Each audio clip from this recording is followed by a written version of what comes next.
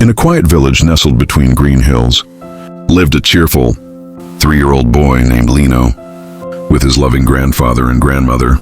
Their humble home sat on a small piece of land filled with life, clucking hens, bleating goats, and a gentle breeze that carried the scent of wildflowers. Every morning, as the first rays of sunlight touched the earth, Lino would spring from his little bed, already excited to see his animal friends. With his tiny hands, he'd carry a small woven basket to the chicken coop, giggling each time he found warm eggs nestled in the hay. "Thank you, Ate Hen," he'd whisper, patting the hens softly. Next, he'd wobble toward the goat pen, dragging tufts of fresh green grass taller than him. The goats bleated happily as he fed them, their nuzzles tickling his cheeks. "Eat well, Kuya goat," he'd say, beaming. Though his hands often spilled more feed than he poured and his legs tired quickly, Lino's heart never did.